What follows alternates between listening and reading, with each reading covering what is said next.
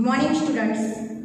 Last lecture में આપણે કોષ ચક્ર અને કોષ વિભાજનમાં પ્રસ્તાવનાની વાત કરી હતી, જેમાં આપણે સમજાવ્યું હતું કે કોષ ચક્ર એટલે શું અને દરેક સજીવ એ કોષ વિભાજન અને કોષ વૃદ્ધિ પામવાનો ગુણધર્મ ધરાવે છે। દરેક સજીવની લાક્ષણિકતા છે અને કોષ વિભાજનની ક્રિયા દરમિયાન એક જ કોષમાંથી કોષ વિભાજન દરમિયાન કોષ વિભાજન દ્વારા લાખો કોષો अस्तित्वમાં આવે છે અને લાખો કોષ ધરાવતા બહુકોષી સજીવનું નિર્માણ થાય છે।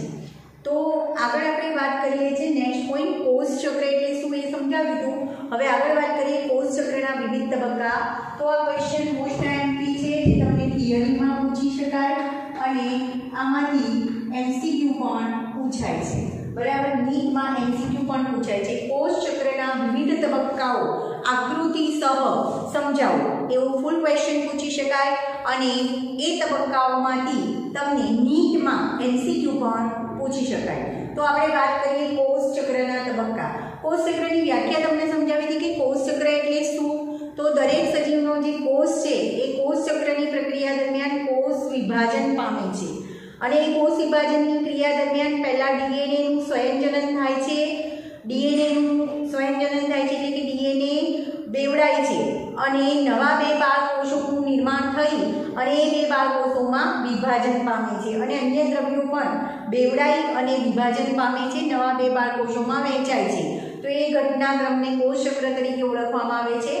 આ કોષ ચક્રના વિવિધ તબક્કા જોવા મળે છે, જેની આપણે વાત કરીએ છીએ। મોસ્ટ ટાઈમલી ક્વેશ્ચન છે કોષ ચક્રના વિવિધ તબક્કાઓ।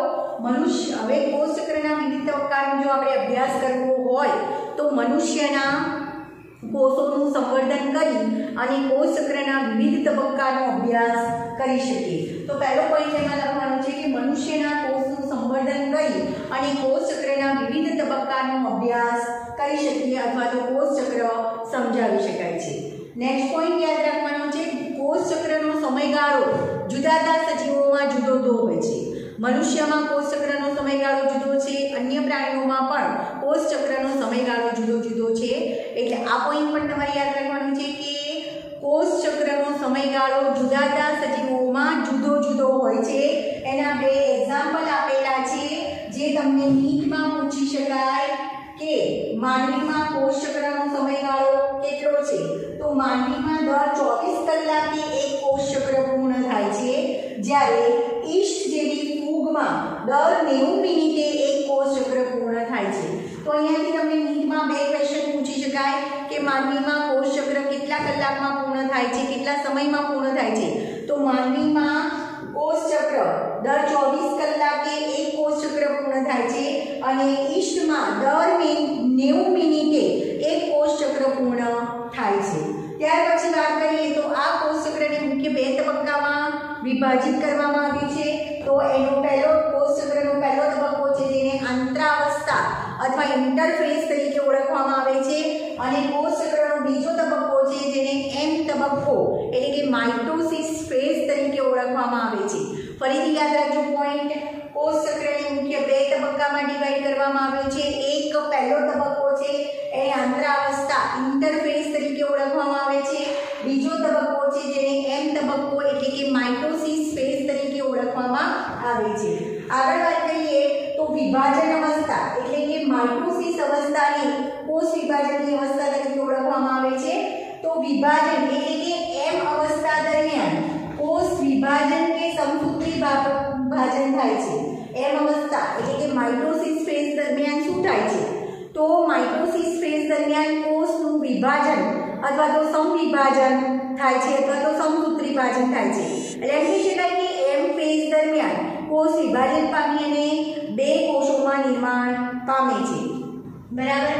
તો એમ અવસ્થા દરમિયાન કોષ વિભાજન કે સમસૂત્રી વિભાજન થાય છે અને આંતરાવસ્થા એ બે ક્રમિક એમ અવસ્થા એટલે કે માઇટોસિસ ફેઝ જે છે એ બે ક્રમિક માઇટોસિસ ફેઝ અથવા માઇટોસિસ અવસ્થા વચ્ચેનો સમયગાળો દર્શાવે છે। એટલે એમ કહી શકાય કે કોષ ચક્રમાં જે આંતરાવસ્થા છે એ બે ક્રમિક એમ અવસ્થા વચ્ચેનો સમયગાળો છે અથવા બે ક્રમિક સમવિભાજન અવસ્થા વચ્ચેનો સમયગાળો કહી શકાય। તો ફરીથી યાદ રાખજો, આ પણ એમસીક્યુમાં પૂછી શકાય કે આંતરાવસ્થા એ બે ક્રમિક એમ અવસ્થાનો સમયગાળો અથવા તો ગણવામાં આવે છે। આંતરાવસ્થા બે ક્રમિક એમ અવસ્થા વચ્ચેનો સમયગાળો છે અને એમ અવસ્થા દરમિયાન કોષનું વિભાજન થાય છે અથવા તો સમસૂત્રી વિભાજન થાય છે।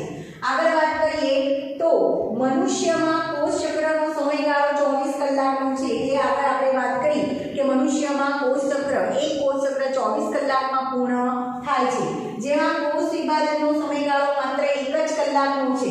એટલે એમ કહી શકાય કે સમગ્ર 24 કલાકના કોષ ચક્રના સમયગાળા દરમિયાન એમ અવસ્થા એટલે કે કોષ વિભાજનવાળી અવસ્થા માત્ર 1 કલાકમાં પૂર્ણ થાય છે, પણ કોષ ચક્રના કુલ સમયગાળાના 95%થી વધારે સમયગાળો કોષ આંતરાવસ્થામાં પસાર કરે છે। તો આંતરાવસ્થામાં પૂર્ણ કરે છે। તો એમ આપણે વાત કરી કે મનુષ્યમાં એક કોષ ચક્ર પૂર્ણ થવાનો સમયગાળો 24 કલાકનો છે।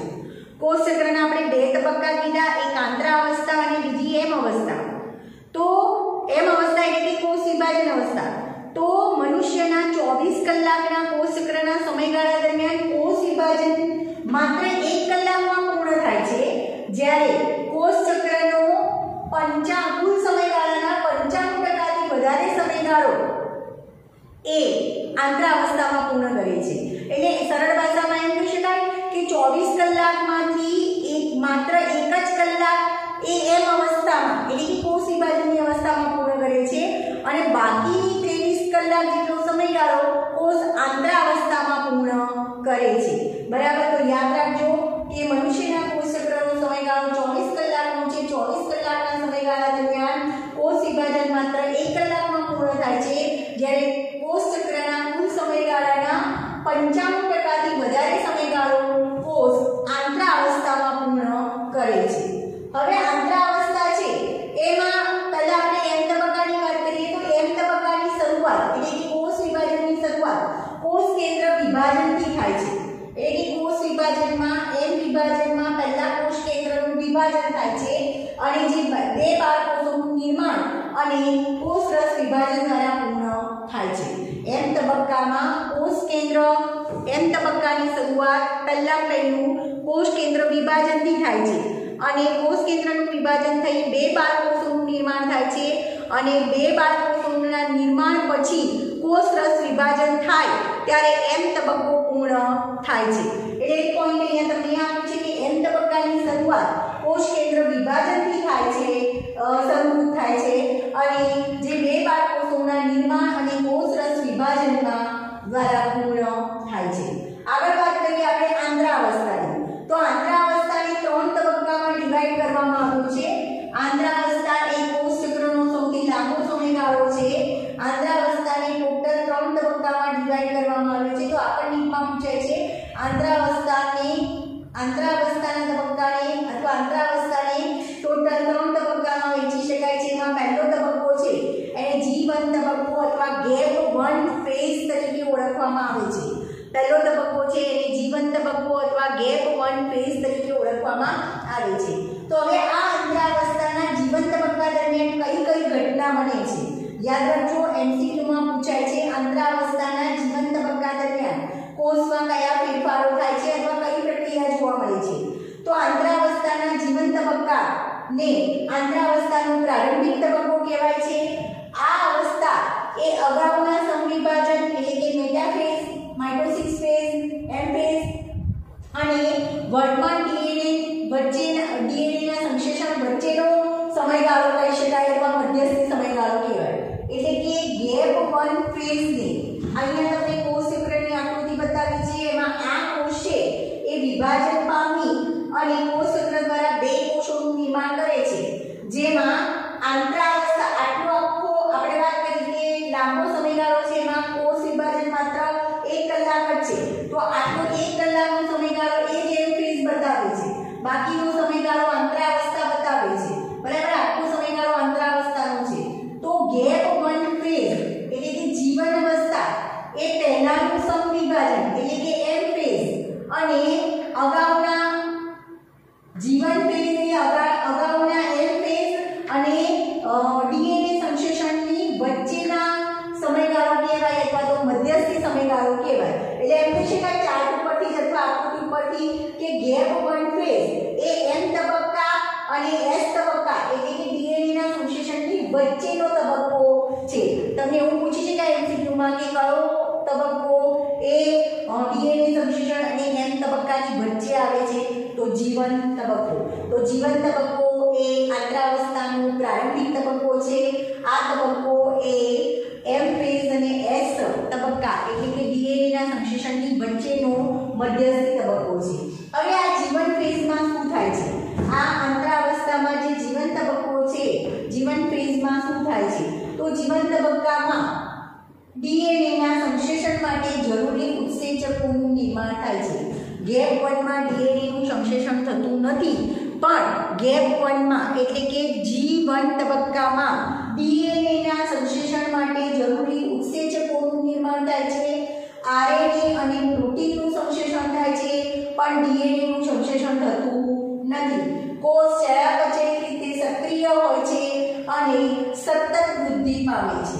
બરાબર? તો યાદ રાખજો જીવન તબક્કા દરમિયાન કઈ પ્રક્રિયા થાય છે? જીવન તબક્કા દરમિયાન ડીએનએ ના સંશ્લેષણ માટે ઉત્સેચકોનું નિર્માણ થાય છે. આરએનએ અને પ્રોટીનનું સંશ્લેષણ થાય છે, પણ ડીએનએ નું સંશ્લેષણ થતું નથી. કોષ ચયાપચય રીતે સક્રિય હોય છે અને સતત વૃદ્ધિ પામે છે. ત્યાર પછી આપણે વાત કરીએ એસ તબક્કો. એસ તબક્કો એને સંશ્લેષણ તબક્કો કહેવાય છે, કારણ કે અહીંયા ડીએનએ નું સ્વયંજનન અથવા તો ડીએનએ નું સંશ્લેષણ થાય છે. તો એસ તબક્કા દરમિયાન ડીએનએ નું સંશ્લેષણ થાય છે અને સ્વયંજનન થાય છે. પ્રત્યેક કોષમાં ડીએનએ ની માત્રા બમણી થાય છે. ડીએનએ સંશ્લેષણ એટલે કે એસ તબક્કા દરમિયાન શું થાય છે? એસ તબક્કા દરમિયાન ડીએનએ નું સંશ્લેષણ અથવા તો ડીએનએ નું સ્વયંજનન થાય છે. સ્વયંજનન થવું એટલે કે ડીએનએ નો એક ડીએનએ માંથી એક ડીએનએ માંથી એના જેવો જ બીજો ડીએનએ નો અણુ બને એને ડીએનએ નું સ્વયંજનન કહેવાય છે. તો એસ તબક્કા દરમિયાન ડીએનએ નું સંશ્લેષણ અથવા સ્વયંજનન થાય છે અને એ દરમિયાન ડીએનએ બેવડાય છે, બમણો થાય છે. જો ડીએનએ ની શરૂઆતની માત્રા દાખલા તરીકે તમને આપેલું છે, જો ડીએનએ ની શરૂઆતની માત્રા 2C હોય તો ડીએનએ ના સંશ્લેષણના તબક્કાના અંતે 4C થાય છે, પણ રંગસૂત્રોની સંખ્યામાં કોઈ વધારો થાય નહીં. જનીનદ્રવ્ય બેવડાય ખરું, પણ રંગસૂત્રો બેવડાવતા નથી. રંગસૂત્રો જેટલી સંખ્યામાં હોય એટલી સંખ્યામાં જ રહે છે. બરાબર? ડીએનએ ની શરૂઆતની માત્રા જો 2C હોય તો 4C થાય છે અને રંગસૂત્રોની સંખ્યામાં વધારો થતો નથી. એટલે કે જીવન અવસ્થામાં કોષ દ્વિતીય રંગસૂત્ર એટલે કે 2n રંગસૂત્ર ધરાવતો હોય તો એસ અવસ્થાના અંતમાં પણ કોષ દ્વિતીય રંગસૂત્રો ધરાવે છે. રંગસૂત્રોની સંખ્યામાં વધારો થતો નથી, પણ જનીનદ્રવ્ય બમણું થાય છે. બરાબર? ત્યાર પછી બીજું તમને આપેલું છે, તમને ખ્યાલ છે આગળ આપણે કોષ રચનાવાળા ચેપ્ટરમાં શીખી ગયા છે કે ડીએનએ રંગસૂત્રો શેનું બનેલું છે? ડીએનએ જનીનદ્રવ્ય શેનું બનેલું છે? તો એ ડીએનએ, આરએનએ, હિસ્ટોન અને બિન હિસ્ટોન પ્રકારના પ્રોટીનથી બનેલું હોય છે. તો અહીંયા એસ તબક્કામાં હિસ્ટોન પ્રકારના પ્રોટીનનું પણ સંશ્લેષણ થાય છે. પ્રાણી કોષમાં ડીએનએ સ્વયંજનનની ક્રિયા તો થાય છે, એની સાથે સાથે તારા કેન્દ્રનો કોષરસ પણ દ્વિગુણિત થાય છે અથવા દ્વિગુણન પામે છે. કારણ કે પ્રાણી કોષમાં તારા કેન્દ્ર હોય છે, વનસ્પતિ કોષમાં તારા કેન્દ્રનો અભાવ હોય છે. તો અહીંયા એસ તબક્કામાં ડીએનએ નું સ્વયંજનન થાય છે અથવા સંશ્લેષણ થાય છે. રંગસૂત્રોની સંખ્યા બમણી થતી નથી, ફક્ત ને ફક્ત ડીએનએ નું સ્વયંજનન થાય છે. એટલે કે જો ડીએનએ ની માત્રા 2C હોય તો 4C થાય. રંગસૂત્રોની સંખ્યા જે હોય એની જ રહે છે. હિસ્ટોન પ્રકારના પ્રોટીનનું સંશ્લેષણ થાય છે અને પ્રાણી કોષમાં ડીએનએ ના સ્વયંજનનની સાથે સાથે તારા કેન્દ્રનો કોષરસ દ્વિગુણન પામે છે. એટલે કે તારા કેન્દ્રનો કોષરસ બમણો થાય છે. ત્યાર પછી આંતરાવસ્થાનો ત્રીજો તબક્કો છે એને G2 તબક્કો કહેવાય છે. G2 તબક્કો એ સંવિભાજનની તૈયારી રૂપે પ્રોટીનનું સંશ્લેષણ કરે છે. G2 તબક્કામાં શું થાય છે? તો હવે આગળનો તબક્કો સંવિભાજનનો તબક્કો છે. તો સંવિભાજનની તૈયારી સ્વરૂપે G2 તબક્કામાં એટલે કે ગેપ 2 તબક્કામાં પ્રોટીનનું સંશ્લેષણ થાય છે. કોષની વૃદ્ધિ સતત ચાલુ રહે છે. ડીએનએ નું સંશ્લેષણ આ તબક્કામાં થતું નથી. પહેલા તબક્કામાં એટલે કે જીવન અને G2 તબક્કામાં ડીએનએ સંશ્લેષણ થતું નથી. ડીએનએ સંશ્લેષણ માટે માત્ર ને માત્ર એસ તબક્કામાં જ થાય છે. અહીંયા ડીએનએ નું સંશ્લેષણ થતું નથી. આરએનએ અને પ્રોટીનનું સંશ્લેષણ સતત ચાલુ રહે છે અને સંવિભાજન માટે સૂક્ષ્મ નલિકાનું સર્જન થાય છે. તો એવો ક્વેશ્ચન પણ પૂછી શકાય કે કોષ ચક્રના અંતરાવસ્થાના G2 તબક્કા દરમિયાન કયા કયા ફેરફાર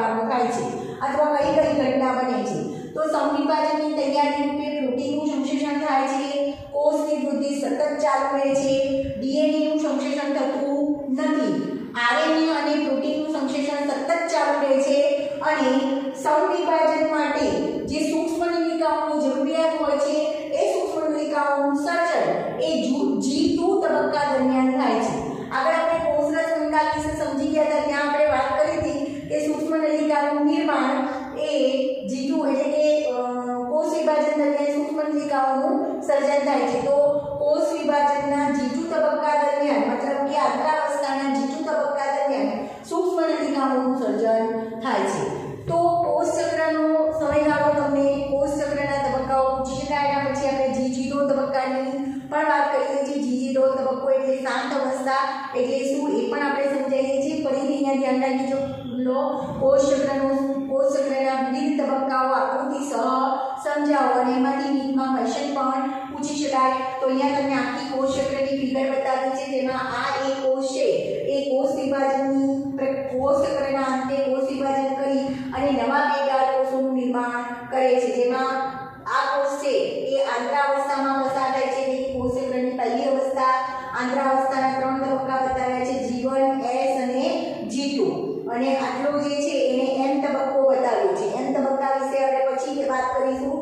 M તબક્કાને પણ પાછા બીજા વિવિધ તબક્કામાં વહેંચેલા છે। વિભાજનની પૂર્વાવસ્થા, ભાજનાવસ્થા, ભાજનોત્તરાવસ્થા, અંત્યાવસ્થા, અને છેલ્લે કોષરસ વિભાજન પૂર્ણ થાય ત્યારે એક કોષમાંથી 2 કોષોનું નિર્માણ થાય છે। તો આપણે કોષ ચક્રના વિવિધ તબક્કાની વાત કરીએ। કોષ ચક્રનો જો આપણે અભ્યાસ કરવો હોય તો મનુષ્યના કોષનું સંવર્ધન કરી અને લાક્ષણિક કોષ ચક્રનો અભ્યાસ કરી શકાય છે। જુદા જુદા સજીવો, ત્યાર પછીનો પોઈન્ટ તમારે યાદ રાખવાનો છે, જુદા જુદા સજીવોમાં કોષ ચક્રનો સમયગાળો જુદો જુદો હોય છે। જેમ કે તમને 2 એક્ઝામ્પલ આપેલા છે જે તમને નીટમાં ક્વેશ્ચનમાં પૂછી શકાય કે માનવીમાં દર 24 કલાકે એક કોષ ચક્ર પૂર્ણ થાય છે। તમને ક્વેશ્ચન એવો પૂછી શકાય માનવીમાં કોષ ચક્ર કેટલા સમયમાં પૂર્ણ થાય છે? તો માનવીમાં કોષ ચક્ર દર 24 કલાકે પૂર્ણ થાય છે। જ્યારે ઈસ્ટમાં કોષ ચક્રનો સમયગાળો કેટલો છે? તો ઈસ્ટમાં દર 90 મિનિટે એક કોષ ચક્ર પૂર્ણ થાય છે। આ બંને ક્વેશ્ચન નીટમાં તમને પૂછી શકાય। હવે આગળ વાત કરીએ તો કોષ ચક્રને કેટલા તબક્કામાં ડિવાઈડ કરવામાં આવ્યું છે? તો કોષ ચક્રને 2 તબક્કામાં ડિવાઈડ કરવામાં આવ્યું છે। પહેલો તબક્કો છે એને આંતરાવસ્થા એટલે કે ઇન્ટરફેઝ તરીકે ઓળખવામાં આવે છે। બીજો તબક્કો છે એને M તબક્કો એટલે કે માઇટોસિસ ફેઝ તરીકે ઓળખવામાં આવે છે। આગળ આપણે વાત કરીએ તો વિભાજન એટલે કે M અવસ્થા, માઇટોસિસ ફેઝ, એ અવસ્થા દરમિયાન કોષનું વિભાજન થાય છે અથવા તો સમસૂત્રી વિભાજન થાય છે। બરાબર, એટલે કે અહીંયા જે M અવસ્થા આપી છે માઇટોસિસ ફેઝ M તબક્કો, એ દરમિયાન કોષનું વિભાજન કે સમસૂત્રી વિભાજન થાય છે। ત્યાર પછીની આપણે વાત કરીએ તો આંતરાવસ્થા એ 2 ક્રમિક M અવસ્થા વચ્ચેનો M ફેઝ વચ્ચેનો સમયગાળો છે। આંતરાવસ્થા એ 2 ક્રમિક M અવસ્થા વચ્ચેનો ગાળો દર્શાવે છે। આગળ વાત કરીએ તો મનુષ્યના કોષ ચક્રનો સમયગાળો આપણે વાત કરી એમ 24 કલાકનો છે, પણ 24 કલાકના સમયગાળા દરમિયાન કોષ વિભાજન એટલે આપણે વાત કરી કે કોષ ચક્રના 2 તબક્કા છે, એક આંતરાવસ્થા અને એક M તબક્કો એટલે કે કોષ વિભાજન તબક્કો। તો 24 કલાકના કોષ માનવીના અથવા મનુષ્યના 24 કલાકના કુલ સમયગાળા દરમિયાન માત્ર કોષ વિભાજન એટલે કે M તબક્કો માત્ર 1 કલાકમાં પૂર્ણ થાય છે।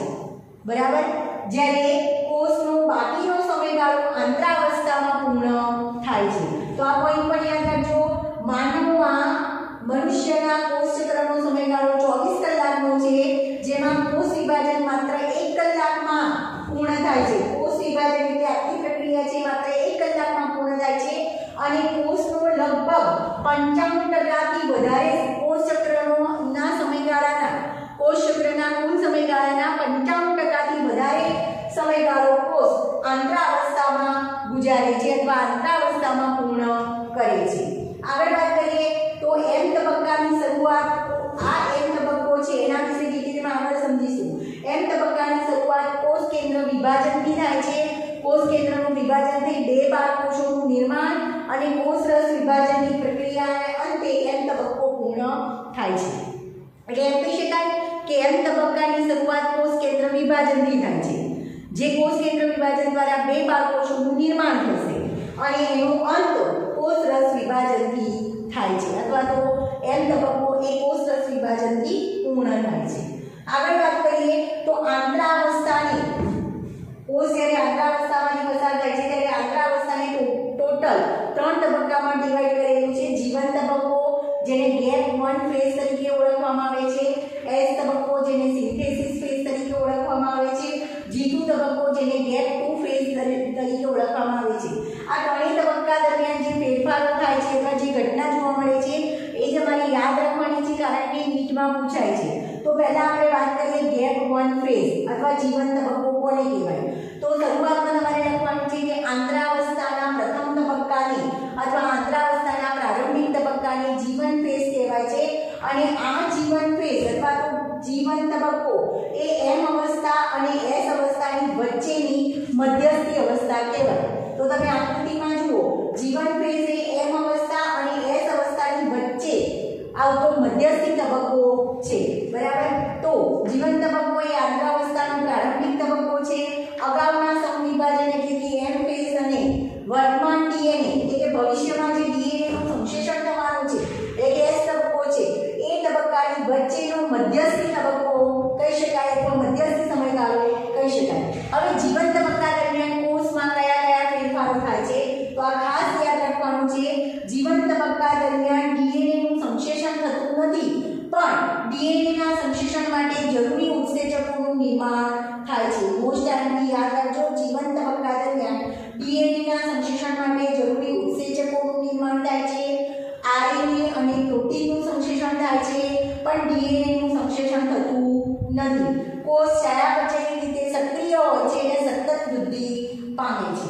ત્યાર પછી વાત કરીએ કે એસ તબક્કો, સિન્થેસિસ ફેઝ, એસ અથવા સંશ્લેષણ તબક્કો. આ તબક્કા દરમિયાન શું થાય છે તો આ તબક્કા દરમિયાન ડીએનએ નું સંશ્લેષણ કે સ્વયંજનન, ડીએનએ નું સ્વયંજનન થાય છે, જે દરમિયાન ડીએનએ જનિત દ્રવ્ય બેવડાય છે, ડીએનએ ની માત્રા બમણી થાય છે. તો તમે યાદ આગળ લઈ આપી છે, જો ડીએનએ ની શરૂઆતની માત્રા 2C હોય તો સંશ્લેષણની ક્રિયા તબક્કા દરમિયાન ડીએનએ ની માત્રા 4C જેટલી થાય છે. પણ રંગસૂત્રોની સંખ્યામાં કોઈ ફેરફાર થતો નથી. રંગસૂત્ર દ્રવ્ય એટલે કે જનિત દ્રવ્ય ડીએનએ બેવડાય છે, 2C નું 4C થાય છે, પણ રંગસૂત્રોની સંખ્યામાં કોઈ ફેરફાર થતો નથી. એટલે કે જીવન અવસ્થામાં કોષ જો દ્વિકીય 2n રંગસૂત્ર ધરાવતો હોય તો એસ અવસ્થામાં પણ રંગસૂત્રોની સંખ્યા દ્વિકીય એટલે કે 2n હોય છે. બીજું, આ એસ તબક્કા દરમિયાન હિસ્ટોન પ્રકારના પ્રોટીનનું પણ નિર્માણ થાય છે, કારણ કે રંગસૂત્રોના નિર્માણમાં રંગસૂત્રોના બંધારણમાં હિસ્ટોન અને ડિહિસ્ટોન પ્રકારના પ્રોટીન આવેલા હોય છે, જે પૈકી હિસ્ટોન પ્રકારના પ્રોટીનનું સંશ્લેષણ એસ તબક્કા દરમિયાન થાય છે.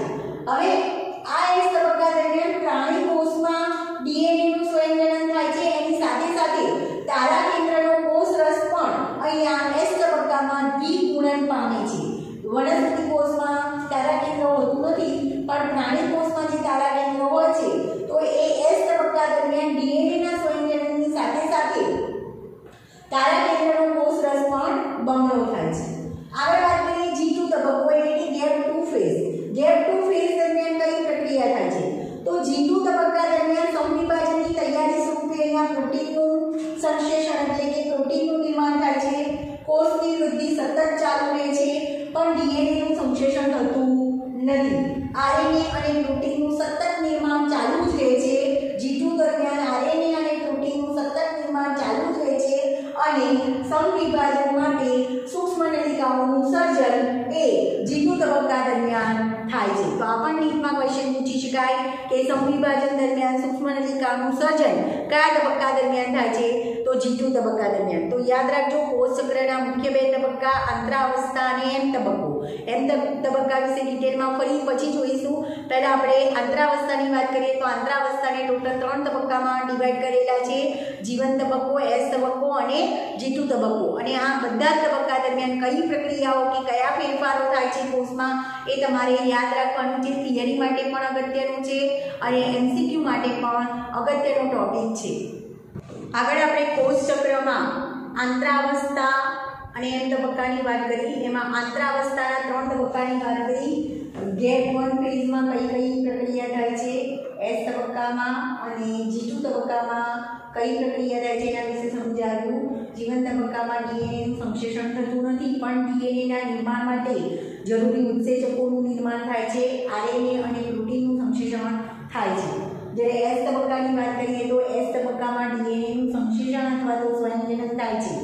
રંગસૂત્ર દ્રવ્ય બેવડાય છે, જનીન દ્રવ્ય 2C હોય તો 4C થાય છે, પણ રંગસૂત્રોની સંખ્યા બમણી થતી નથી. રંગસૂત્રોની સંખ્યા જે જીવનમાં હોય એ જ S તબક્કામાં રહે છે. હિસ્ટોન પ્રકારના પ્રોટીનનું પણ નિર્માણ થાય છે, બરાબર. અને S તબક્કા દરમિયાન પ્રાણી કોષમાં તારા કેન્દ્રનો કોષરસ પણ બમણો બને છે, બરાબર, અથવા તો એનું પણ ગુણન થાય છે. G2 તબક્કામાં ડીએનએનું સંશ્લેષણ થતું નથી, પણ પ્રોટીનનું સંશ્લેષણ થવાનું ચાલુ રહે છે. આરએનએ અને પ્રોટીનનું નિર્માણ ચાલુ રહે છે. ડીએનએનું સ્વયંજનન થતું નથી. કોષ સતત વૃદ્ધિ પામે છે અને સંવિભાજન માટે પ્રોટીનનું નિર્માણ કરે છે. બીજું, સંવિભાજન માટે સૂક્ષ્મનલિકાઓની જરૂરિયાત હોય છે. તો G2 અવસ્થા દરમિયાન સંવિભાજન માટે જરૂરી સૂક્ષ્મનલિકાનું સર્જન પણ થાય છે. તો આપણે આંતરાવસ્થાના જીવન S તબક્કા અને G2 તબક્કાની વાત કરી. હવે આપણે આગળ વાત કરીએ છીએ G0 અવસ્થા, જેને શાંત અવસ્થા તરીકે પણ ઓળખવામાં આવે છે. તો શાંત અવસ્થા એટલે શું? આ બે માર્ક્સમાં શોર્ટ નોટમાં તમને પૂછી શકાય. G0 અવસ્થા અથવા શાંત અવસ્થા. હવે પુખ્ત પ્રાણીઓમાં કેટલાક કોષો એવા પણ હોય છે જે કોષ વિભાજન પામતા નથી. દાખલા તરીકે હૃદયના કોષો અને ચેતાકોષો એ ફરીથી વિભાજન પામતા નથી, બરાબર. બીજા અનેક કોષો એવા પણ છે જે ક્યારેક જ વિભાજન પામે છે, અને આવું ત્યારે બને કે જ્યારે કોષ ક્ષતિગ્રસ્ત હોય અથવા તો મૃત કોષ બને. એટલે એમ કહી શકાય કે પુખ્ત પ્રાણીઓમાં કેટલાક કોષો એવા હોય છે જે વિભાજન પામતા નથી. તો યાદ રાખજો, બે ઉદાહરણ છે. પુખ્ત પ્રાણી કોષમાં હૃદયના કોષો અને ચેતાકોષો ફરીથી વિભાજન પામતા નથી. પછી એવા કેટલાક કોષો પણ જે છે જે ક્યારેક જ વિભાજન પામે છે.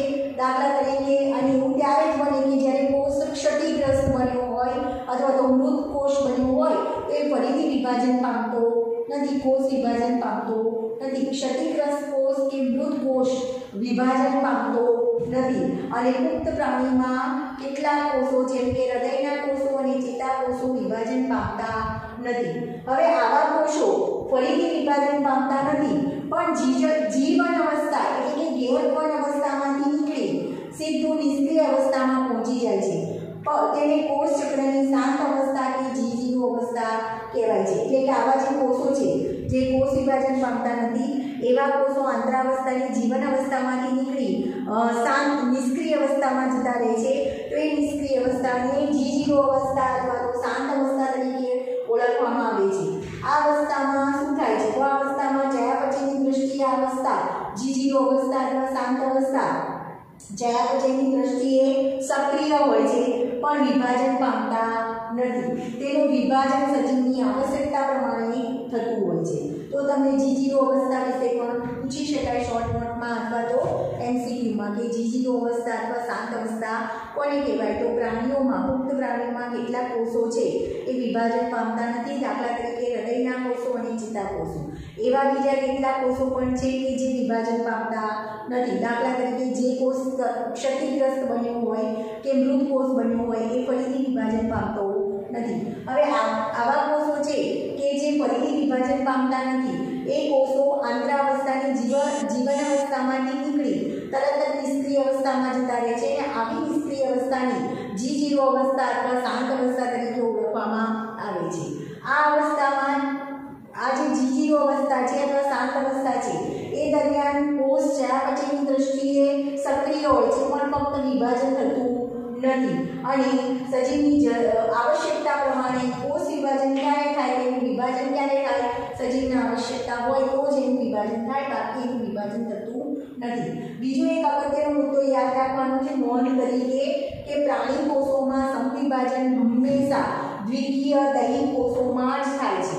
યાદ રાખજો, પ્રાણી કોષોમાં સંવિભાજન માત્ર દ્વિકીય દૈહિક કોષોમાં થાય છે, જ્યારે વનસ્પતિમાં સંવિભાજન પ્રકારનું કોષ વિભાજન એકકીય અને દ્વિકીય બંને પ્રકારના કોષોમાં થાય છે. તો યાદ રાખજો, મોસ્ટ આઈએમપી નોંધ છે જે MCQમાં પૂછી શકાય. પ્રાણીઓમાં કોષ વિભાજન સંવિભાજન પ્રકારનું કોષ વિભાજન માત્ર દૈહિક કોષો એટલે કે 2N પ્રકારના જે દ્વિકીય કોષો છે, દૈહિક કોષો છે એમાં થાય છે, જ્યારે વનસ્પતિમાં સંવિભાજન એકકીય N અને દ્વિકીય 2N બંને પ્રકારના કોષોમાં સંવિભાજન જોવા મળે છે.